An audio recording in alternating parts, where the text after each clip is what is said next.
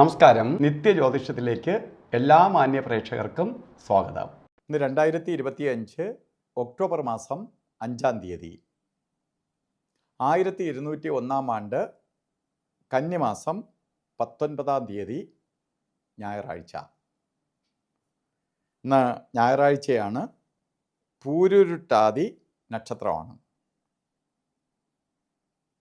ഇന്ന് പൂരുരുട്ടാതി നക്ഷത്രം, ചിലപ്പോൾ നമ്മൾ പൂരുരുട്ടാതി നക്ഷത്രം എന്ന് പറയുമ്പോൾ ചിലപ്പോൾ നമ്മൾ നക്ഷത്രം തുടങ്ങുന്നത് ചതയ നക്ഷത്രത്തിലായിരിക്കും.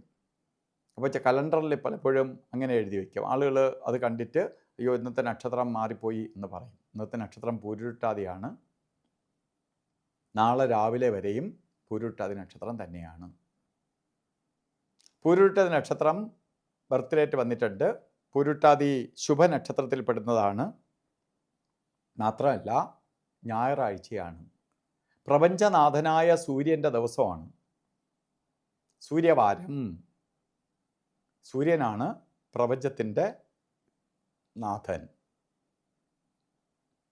അതുപോലെ നക്ഷത്രവും ശുഭനക്ഷത്രമാണ്. അപ്പോൾ ഇന്നത്തെ ദിവസം ശുഭദിനമാണ്. ശുഭകാര്യങ്ങൾക്ക് അനുകൂലപ്രദമായ ഒരു ദിവസമാണ്. അപ്പോൾ എന്ത് ശുഭകാര്യത്തിനും ഇറങ്ങാം. അവധി ദിവസമാണ്. ഓരോ കാര്യങ്ങൾക്ക് അങ്ങോട്ടും ഇങ്ങോട്ടുമൊക്കെ പോകുമ്പോൾ നമുക്ക് നല്ല ദിവസം ഞായറാഴ്ച കിട്ടുക എന്ന് പറഞ്ഞാൽ നല്ലതാണ്. കാരണം കുടുംബസമേതം സന്തോഷത്തോടു കൂടി ഒരു ആഴ്ചയ്ക്ക് വേണ്ടുള്ള എനർജി ശേഖരിക്കുന്ന ദിവസമാണ് അവധി ദിവസം.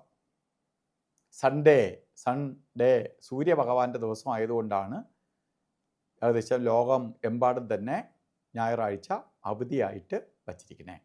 കാരണം എനർജി നമ്മൾ ചാർജിങ് നടക്കുന്ന ദിവസമാണ്.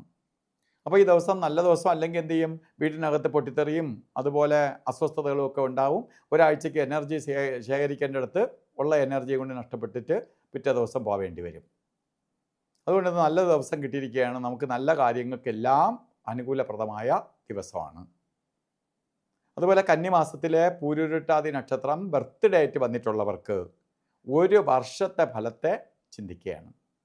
വാർഷിക ഫലത്തെ ചിന്തിക്കുമ്പോൾ ഒരു വർഷം നിങ്ങൾക്ക് അനുകൂലപ്രദമായ ഒരു വർഷമാണ്. എപ്പോഴും സൂര്യൻ പ്രശസ്തിയെ കൊടുക്കും, പ്രകാശത്തെ കൊടുക്കും. നമുക്ക് ഏറ്റവും കൂടുതൽ എനർജി, കാരണം നമുക്ക് ഷൈൻ ചെയ്യാൻ പറ്റും. തടസ്സങ്ങളൊക്കെ മാറി കാര്യങ്ങൾ സ്മൂത്താക്കി കൊണ്ടുപോകുന്ന ഒരു വർഷമാണ് നിങ്ങൾക്ക് പ്രദാനം ചെയ്ത് തന്നിരിക്കുന്നത്. അതുകൊണ്ട് എന്ത് കാര്യത്തിന് വേണോ ഇറങ്ങണം. പുതിയ പുതിയ സംരംഭങ്ങൾ വിജയിപ്പിക്കാൻ പറ്റും. പ്രശസ്തി ഉണ്ടാവും, അംഗീകാരങ്ങൾ ലഭിക്കും. അതുപോലെ ചെയ്യുന്നതിനൊക്കെ നേട്ടങ്ങൾ വന്നു ചേരും. അതുകൊണ്ട് ഒരു കാര്യത്തിലും അറച്ചു നിൽക്കാതെ ഓരോ കാര്യങ്ങളിലേക്ക് ഇറങ്ങണം. അതുപോലെ ഇന്ന് ഓരോ കാര്യത്തിന് ഇറങ്ങുമ്പോൾ വൈകുന്നേരമാണ് രാവുകാല സമയം വരുന്നത്. 4:30 മണി മുതൽ 6 മണി വരെ എന്ന് കലണ്ടറിൽ രേഖപ്പെടുത്തിയിട്ടുണ്ടെങ്കിലും 4:40 തുടങ്ങുള്ളൂ. ഒരു 10 മിനിറ്റ് വ്യത്യാസത്തിൽ രാവുകാലം സ്റ്റാർട്ട് ചെയ്യുള്ളൂ. 4:40 തൊട്ട് 6:09 വരെ ഒരു 10 മിനിറ്റിൻ്റെ വ്യത്യാസമേ മൊത്തത്തിലുള്ളൂ, രാവുകാലം ഉള്ളൂ. അപ്പോൾ രാവുകാലം നോക്കി ഓരോ കാര്യത്തിന് ഇറങ്ങണം. അതുപോലെ ഇന്നും ശ്രദ്ധിക്കേണ്ട 2 സമയങ്ങളാണ് ഗുളികകാല സമയവും യമകണ്ഠകാല സമയവും. അതിൽ ഗുളികകാല സമയം വരുന്നത് 3:11 തൊട്ട് 4:40 വരെയും യമകണ്ഠകാല സമയം വരുന്നത് 12:13 തൊട്ട് 1:42 വരെയും. ഈ സമയം ഒരു ശുഭകാര്യങ്ങൾക്കും എടുക്കരുത്. ഇന്ന് നമുക്ക് നല്ല മുഹൂർത്തമുള്ള ദിവസമാണ് എങ്കിൽ പോലും അഭിജിത്ത് മുഹൂർത്തത്തിന് പ്രാധാന്യം കൊടുക്കാം. അഭിജിത്ത് മുഹൂർത്തം വരുന്നത് 11:49 തൊട്ട് 12:37 വരെ അഭിജിത്ത് മുഹൂർത്തത്തിൻ്റെ സമയമാണ്. നല്ല സമയത്തിൽ നല്ല സമയമാണ് അഭിജിത്ത് മുഹൂർത്തം.